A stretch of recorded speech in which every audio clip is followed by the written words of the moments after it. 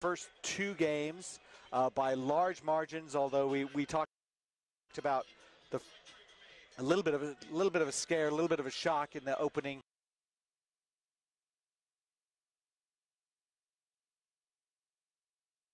moments of the game against Trinidad and Tobago. Guyana, they've won two games as well. So great to see Phil Mack is going to start at scrum half. They're putting their full team in here more or less off the start, which they didn't do the last time. And here's a sheet for Guyana for you, sir. And you. Guyana defeated Bahamas 38-19, and then edged Cayman Islands 14-12. The kick high goes. Zaruba has rescued it and immediately pops it inside to Harry Jones. And this is what Harry Jones can do. Just takes a gap right up the middle, and just like that, 5-0 Canada. We saw Zaruba looked a little banged up in his last game there. He didn't look 100%, but he looks fine there.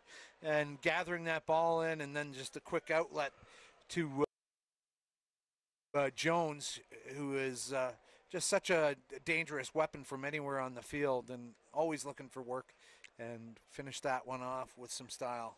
Jones also kicking the conversion, taking his time about it. And Jones also knows the value of a change of pace. He understands acceleration onto the ball, and you don't have to be the fastest player on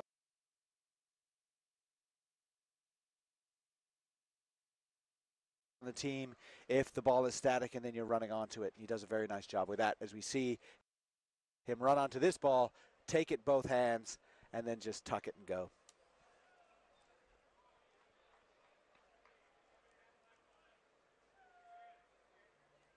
And so restart from Jones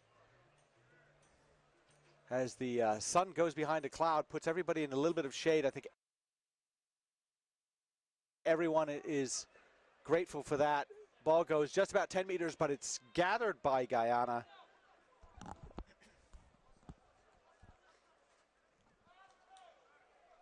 And that would be Butts looking to try and get through the line. He's sort of their biggest, strongest runner. He's a pleasure to watch, Claudius Butts. He is a threat anywhere on the field. Trying to get it, ball out of contact. Ronald Mayers.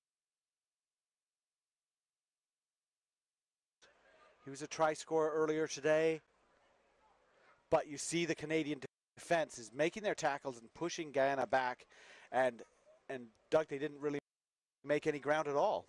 No, a bit of a static period of play there, and now it's going to be the line out, and definitely Canada's got the advantage in the line out in terms of height and just how they execute. Phil Mack, very precise thrower, and he'll get to the target there. Amazing that Zaruba is a lifter in this instance and moonlight the target. Connor Braid, nice fend off, and he'll score. Well, as simple as that. Win that line out. X's and O's, and none of the O's showed up. Braid finishing part season with Glasgow this year, and he's really grown as a rugby player, and great to see him come into the Sevens program to help him out. All hands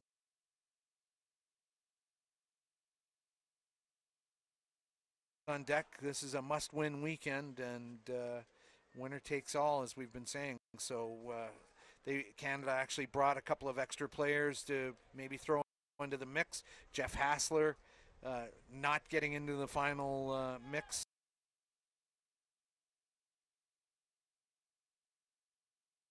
And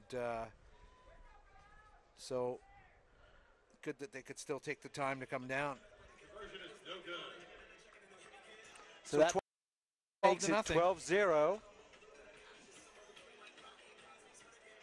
And, you know, there seems to be kind of a methodical pace to this game. They're not racing all the way back. Maybe it's just Jones just takes so long to take those conversions.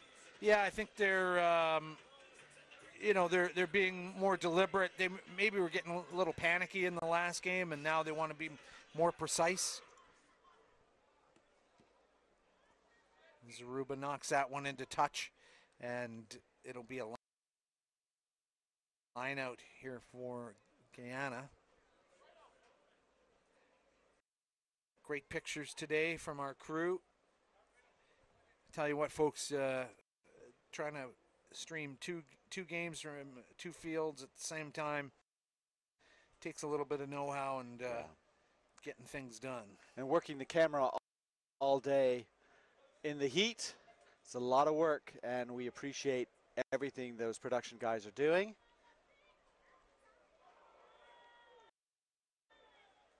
And there, I think Butt's taking it in. Mayer's trying to clean out, but it's just awfully tough work. Those Canadian counter ruckers are just not going anywhere. There was Paris in there with the hair, and sort of swaggers out of there. It's like, yeah, I can hold him. Taylor Paris, about the only guy that's got hair that approaches a couple of the U.S. guys. A lot of hair product being used in the U.S. locker room. It's very important.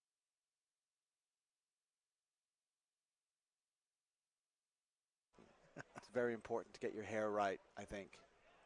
Get your mind right and your hair right. Look at Mac. Nice. Mac zips through. Mac's going to go in untouched, and he just saw it. He knew it was going to happen right there. That's some of the old Mac. I mean, he's had a knee injury that he had to come back from, but what was great about that try was the patience he showed. He knew he was about to get tackled, had the referee on his side, waited until he touched that ball, and that the player would hold off on trying to tackle him because a penalty situation was developing, and then he just took off like a jackrabbit up the field. Conversion is good. Well, while we're doing this game, we are looking at semifinal scenarios, and there are extra games to be played for the men tomorrow. But Canada, if they win this game, as it looks like they will, as we got 1:15 to go in the first half, 19-0 up. They'll be 3-0.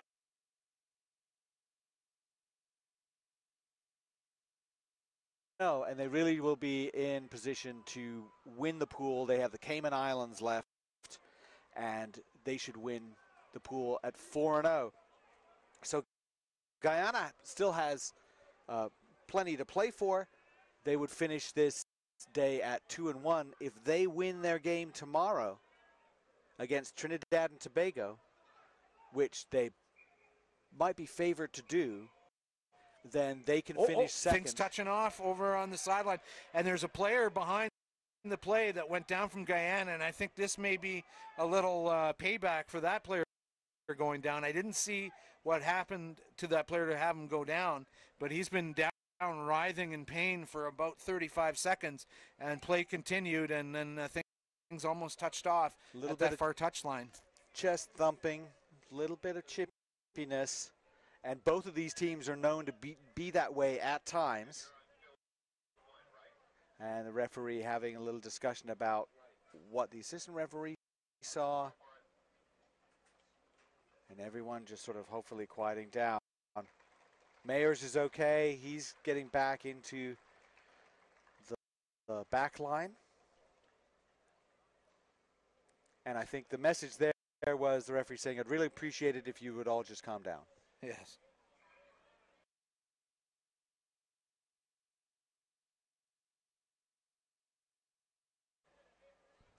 Referee Berard has seen it before. She can handle the grumpy players.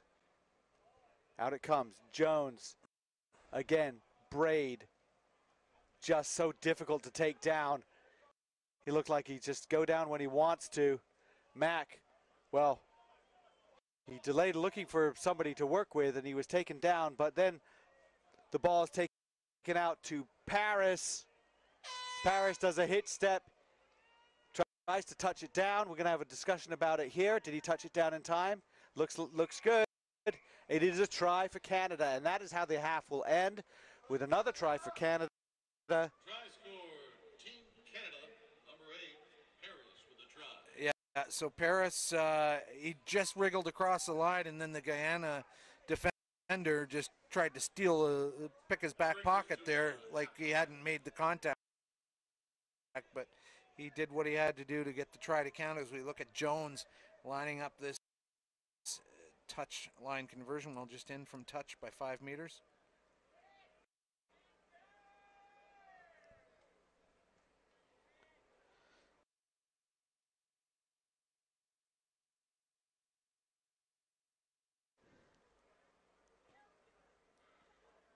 That's a good looking kick. And that will end just it. Missed.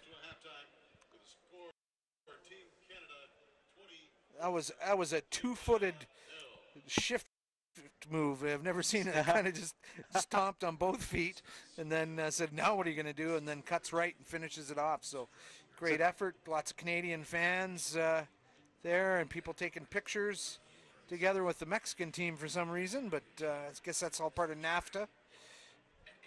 Trading of pictures freely.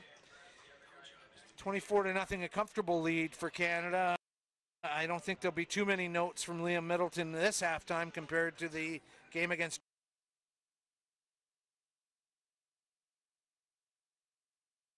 Trinidad and Tobago, where a few things had to be adjusted and some changes were made personnel-wise, and then things tidied up. We're looking ahead to tomorrow. On the women's side, the semifinals will be at 12:29 and 12:53 in the afternoon. USA versus Trinidad and Tobago and Mexico versus Jamaica.